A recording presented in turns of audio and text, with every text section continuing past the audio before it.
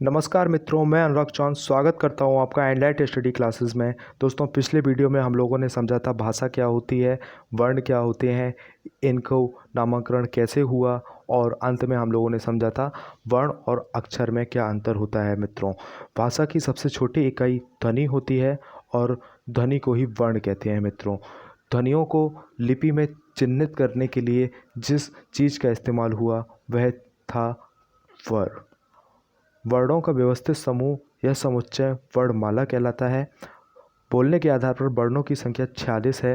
यहाँ पर 11 स्वर और 35 व्यंजन होते हैं। लिखने के आधार पर वर्णों की संख्या 52 है। यहाँ पर 13 स्वर और 39 व्यंजन होते हैं। 33 परंपरागत व्यंजन हैं, 2 द्विगुण व्यंजन हैं और 4 संयुक्त व्यंजन हैं। इसके बारे में हम लोग अभी आगे डिस्कस करेंगे। मित्रों, यहाँ पर जो संख्या दी गई है वह संख्या सरकार द्वारा दी गई एनसीईआरटी और एससीईआरटी राज्य सरकारों द्वारा उपलब्ध पाठ्य पुस्तकों में जो संख्या है उनके आधार पर संख्या है। कई किताबों में आपको अलग अलग संख्या मिलती है। बच्चे कंफ्यूज हो जाते हैं कौन सी संख्या सही है, कौन सी संख्या मान्य करें, कौन सी संख्या अमान्य करें, क्या सही है क्या गलत है। तो इसलिए जो सरकारी पुस्तकों में हम लोगों को संख्या दी गई है, मैंने वही संख्या ली है ताकि आप लोगों का क्वेश्चन गलत ना हो और अगर कभी विवाद का विषय बने तो आप पाठ्य पुस्तकों के माध्यम से सुप्रीम कोर्ट जाकर इसका समाधान करवा सकें और उचित अंक प्राप्त कर सकें। मित्रों, वर्णों को 2 भागों में बांटा गया है, एक स्वर और दूसरा व्यंजन। स्वर वे ध्वनियाँ हैं जिनका उच्चारण करने पर वायु प्रवाह टूटता नहीं है। मित्रों, ये स्वतंत्र रूप से उच्चारित होते हैं। इनका उच्चारण करने पर इन्हें कभी किसी दूसरे पर आश्रित नहीं होना पड़ता है। परंपरागत रूप से इनकी संख्या 13 है और उच्चारण की दृष्टि से इनकी संख्या 11 है। मित्रों, 11 स्वर हम लोगों के छोटा आ, बड़ा आ, छोटी ई, बड़ी ई, छोटा ऊ, बड़ा ऊ, री, ऋषि, ए, आए, ओ, औ ये हैं। और 2 अनुस्वार अंग और आहा, इनका भी उपयोग हम लोग स्वरों के रूप में करते आए हैं। मित्रों, व्यंजन वे ध्वनियाँ होती हैं जिनका उच्चारण करने पर वायु प्रवाह टूट जाता है। मित्रों, उच्चारण करने पर वायु प्रवाह जिसका टूटता है वह होता है हम लोगों का व्यंजन। व्यंजन हमेशा स्वरों की सहायता से उच्चारित होते हैं। बिना स्वरों की सहायता के इनका उच्चारण नहीं हो सकता। मित्रों, पिछली बार भी हम लोगों ने डिस्कस किया था इस विषय को। जैसे कि यहाँ पर का लिखा हुआ है तो का को अगर खोल कर देखेंगे तो यहाँ पर का प्लस आ, तो यहाँ पर आ स्वर का इस्तेमाल हुआ है इसके उच्चारण में और बिना स्वरों के इस का कोई मतलब नहीं है। आप इसका उच्चारण ही नहीं कर सकते। इसको आप लिख तो सकते हैं लेकिन बोलने के लिए आपको किसी न किसी स्वर का इस्तेमाल करना पड़ेगा। ज़रूरी नहीं वह सिर्फ आ हो। अगर यहाँ पर हम लोग को लिखें तो को अगर लिखेंगे तो का प्लस ओ का इस्तेमाल करना पड़ेगा आपको। की बात करें तो का प्लस ई, इस तरीके से लिखना पड़ेगा। यानी कि आपको किसी न किसी स्वर का इस्तेमाल करना पड़ेगा इनको बोलने के लिए। मित्रों, इसीलिए कहा जाता है कि बिना स्वरों की सहायता से व्यंजनों का उच्चारण होता ही नहीं है, संभव ही नहीं है।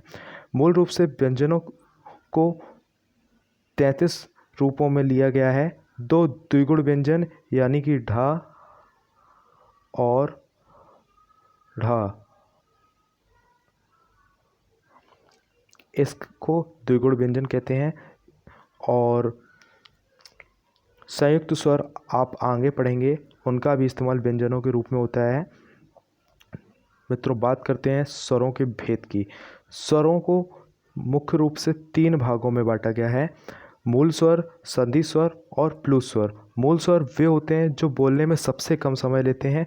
उच्चारण में अन्य स्वरों की सहायता नहीं लेनी पड़ती है मूल स्वरों को बोलते समय।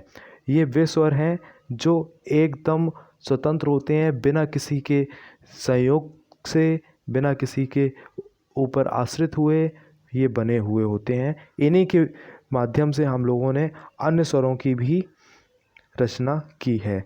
ये 4 स्वर हैं, छोटा आ, छोटी ई, छोटा ऊ और ऋ, ऋषि। अब बात करते हैं संधि स्वर। जैसा कि नाम में प्रतीत होता है, संधि, संधि माने दो चीज़ों का मेल, दो चीज़ों का जुड़ाव ही संधि कहलाती है। तो संधि स्वर में दो भाग होते हैं, दीर्घ स्वर और संयुक्त स्वर। दीर्घ स्वर वे स्वर होते हैं जो मूल सजातीय स्वरों के संयोग से बनते हैं। सजातीय से मतलब एक ही जाति का के लोग, यानी कि अब जैसे कि आ का इस्तेमाल किया जाएगा तो आ और ई की जाति अलग हो जाएगी, तो आ प्लस आ ये सजाती हो गया, ई प्लस ई ये भी सजाती हो गया, ओ प्लस ओ यह भी सजाती हो गया। इस तरीके से जो सजातीय स्वरों के उपयोग से या संधि से जो स्वर बनते हैं वो हम लोगों के दीर्घ स्वर कहलाते हैं। जैसे छोटा आ और छोटा आ मिलकर बड़ा आ बनाते हैं, छोटी ई मिलकर बड़ी ई, छोटा ऊ मिलकर बड़ा ऊ बनाते हैं। इस तरीके से 3 हम लोगों के दीर्घ स्वर हैं और 4 हम लोगों के संयुक्त स्वर हैं। संयुक्त स्वर मूल स्वरों से मिलकर बनते हैं, लेकिन ये विजातीय हो जाते हैं। इनमें एक कोई दूसरी जाति का स्वर होगा, एक किसी दूसरी जाति का। जैसे कि आ और ई मिलकर बना ए, आ और ऊ मिलकर बना ओ। छोटा ई जब उपयोग होगा तो बनेगा ए, बड़ा ई का इस्तेमाल करेंगे तो बनेगा ए, छोटा ऊ का इस्तेमाल करेंगे ओ बनेगा, बड़े ऊ का इस्तेमाल करेंगे तो बना हम लोगों का औ। यानी कि ए ओ औ ये चारों हम लोगों के संयुक्त स्वर होते हैं। अब प्लुस स्वर। प्लुस स्वर मित्रों सबसे अधिक समय लेता है बोलने के लिए। इनका उच्चारण 3 गुना समय लेता है संधि स्वर और मूल स्वर से। मूल रूप से इनका उपयोग किसी को पुकारने में या फिर नाट्य के संपादों में इनका उपयोग किया जाता है। इसका चिन्ह मित्रों ये होता है, जहाँ पर ये चिन्ह का इस्तेमाल हो आप समझ लीजिएगा वहाँ प्लुत स्वर है और उससे पहले जो स्वर आया है उसको हम लोगों को मूल समय से 3 गुना अधिक समय के लिए बोलना है। जैसे कि हम लोग नाम लें राम, तो इसको हम लोग नॉर्मली बोलेंगे राम, लेकिन अगर यहीं पर ये लिखा जाए इस तरीके से तो इसको हम लोग बोलेंगे राम। अब जैसे कि यहाँ पर लिखा हुआ है सुनो, ये अगर सिर्फ ये सुनो लिखा होता तो हम लोग बोलते सुनो। अब यहाँ पर इसके साथ में प्लस स्वर का सिंबल भी लगा हुआ है तो इसको हम लोग बोलेंगे सुनो। यहाँ पर भी नास्ति, यहाँ पर भी चिन्ह लगा हुआ है तो इसको बोलेंगे ओम। अगर ये नॉर्मली लिखा जाता तो इसको हम लोग इस तरीके से लिखते तो यहाँ पर हम लोग बोलेंगे ओम बस। लेकिन यहाँ पर जब इस चिन्ह का इस्तेमाल हो गया है तो ये हम लोगों का प्लुत स्वर होगा, इसको हम लोगों को लंबा खींचकर बोलना पड़ेगा ओम, इस तरीके से। उम्मीद है आप लोगों को स्वरों के भेद समझ में आए होंगे। अब हम लोग बात करते हैं व्यंजनों के भेद की। व्यंजनों का भेद 4 भागों में हम लोगों ने बांटा है। मूल रूप से इसको हम लोगों ने अलग से पढ़ना चाहिए, लेकिन हम लोगों ने इसी में ले लिया है। सबसे पहले बात करते हैं हम लोग स्पर्श व्यंजन की। स्पर्श व्यंजन 25 होते हैं। इनको उच्चारण करते समय हवा फेफड़ों से निकलकर मुंह के किसी स्थान विशेष को स्पर्श करती हुई निकलती है। जब ये किसी स्थान विशेष जैसे कि कंठ हुआ, तालु हुआ, मूर्धा हुआ या फिर ओष्ठ हुआ, दंतोष्ठ, इस तरीके से कहीं पर भी ये जब टकरा कर निकले तो ये हम लोगों के स्पर्श व्यंजनों की ध्वनि होती है। स्पर्श व्यंजन 25 होते हैं, लेकिन इनको 5 वर्गों में बांटा गया है। ये वर्ग हम लोगों के इनके शुरुआती अक्षरों को ही वर्गों के रूप में कहा गया है। जैसे कि पहला वाला है का, खा, गा, घा, ड़ा, इसको हम लोग का वर्ग कहेंगे। दूसरे में चा, छा, जा, झा, इया, इसको हम लोग चा वर्ग।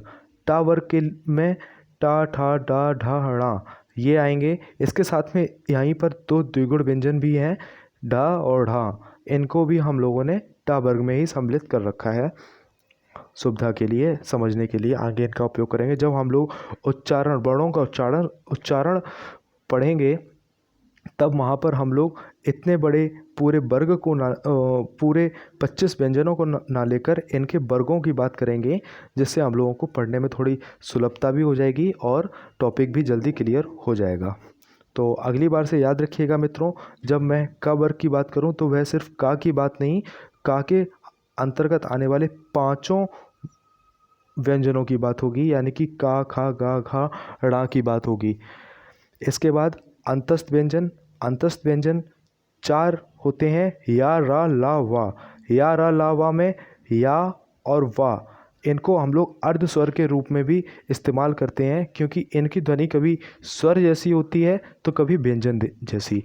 यहीं पर रा, इसको हम लोग रा, ला को हम लोग लुंठित भी कहते हैं, क्योंकि इसका उच्चारण जब जीभ तालू पर लुढ़क कर स्पर्श करती है उस समय होता है, तो इसको हम लोग लुंठित भी कहते हैं। वहीं पर ला की बात करें तो ला को हम लोग पार्श्विक भी कहते हैं, क्योंकि इसका उच्चारण करते समय हवा जीभ के बगल से निकलती है, इसको पार्श्विक भी कहते हैं मित्रों। इसके बाद हम लोग बात करते हैं ऊष्म व्यंजन की। ऊष्म व्यंजन वे व्यंजन होते हैं मित्रों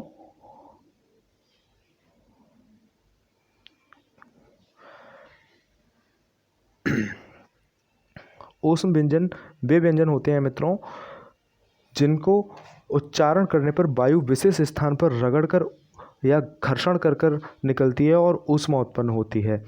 ये हम लोगों के 4 होते हैं, श, स, सा, हा। श शलजम वाला, श षटकोण वाला, श सपेरा वाला और हा हल वाला। इनको हम लोग ऊष्म व्यंजन कहते हैं, क्योंकि जब इनका उच्चारण करते हैं तो यह हम लोगों के ऊष्मा उत्पन्न करते हैं। अब आज का सबसे इम्पोर्टेंट टॉपिक मित्रों, संयुक्त स्वर। संयुक्त व्यंजन। संयुक्त व्यंजन 2 व्यंजनों से मिलकर बने होते हैं और कई बार प्रश्न पूछ लिए जाते हैं, और हम लोग सबसे ज़्यादा गलती इन्हीं में करते हैं। जैसे कि बात की जाए क्षत्रिय के छा की, तो छा किन वर्णों से मिलकर बना है प्रश्न पूछा जाता है, और हम लोग सबसे ज़्यादा गलतियां इसमें कर लेते हैं। आज के बाद आप लोग यह गलती कभी नहीं करेंगे, ये टॉपिक क्लियर हो जाएगा आज। जैसे कि क्षत्रिय को समझने के लिए हम लोग अंग्रेजी का भी माध्यम लेते हैं। शुरुआत में हम लोग लिखते हैं KSH, ये सिंबल होता है छा का। तो छा में KSH में के से बन गया हम लोगों का और SS से बन गया हम लोगों का सा। अब इसमें सा कौन सा वाला आ गया, इसके लिए एक मित्रों कहानी है। क्षत्रिय यानी धर्म के लिए युद्ध करने वाला, यानी कि लड़ाकू व्यक्ति होगा तो वो तलवार रखेगा तो उससे अगर आप युद्ध करेंगे तो वो आपका पेट फाड़ देगा, यानी कि यहाँ पर उस सा का उपयोग करेंगे जिसका पेट फटा होता है मित्रों। तो क्षत्रिय के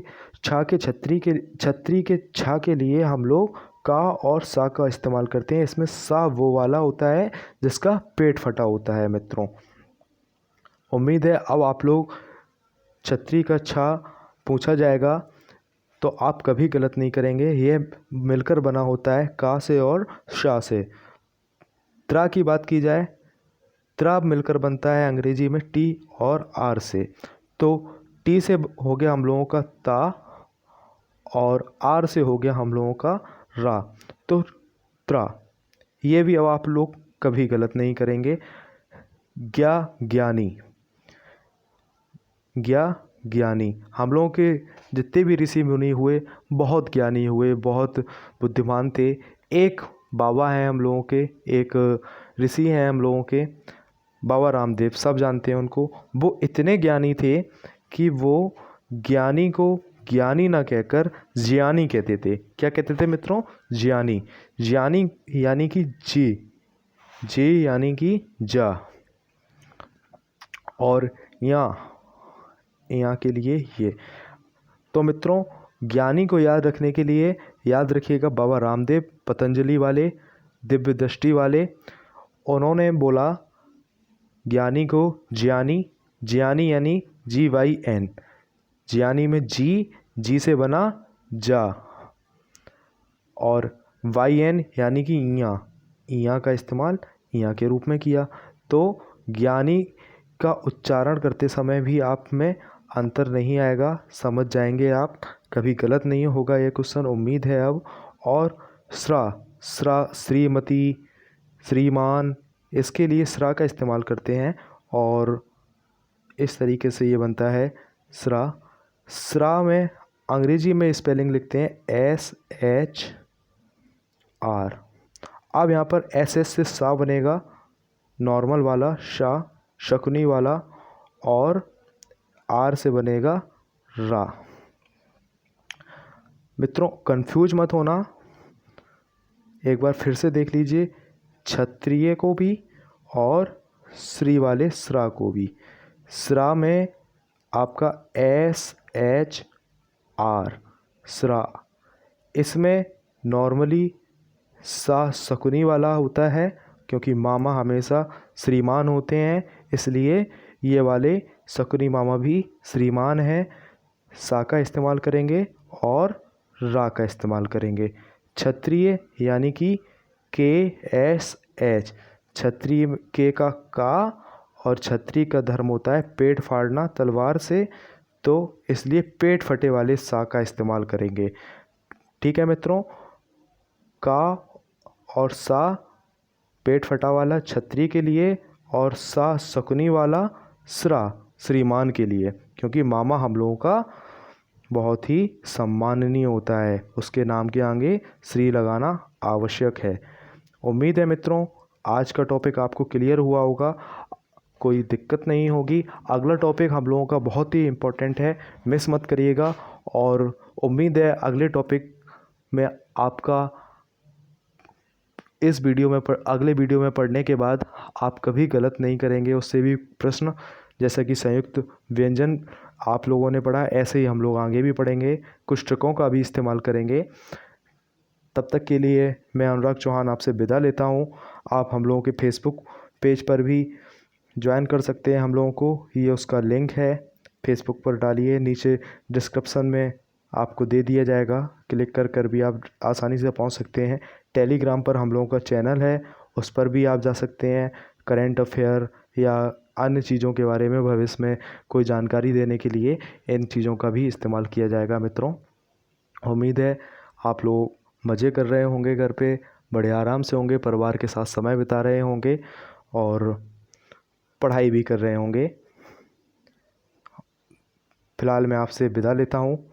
भारत माता की जय, वंदे मातरम, जय हिंद मित्रों।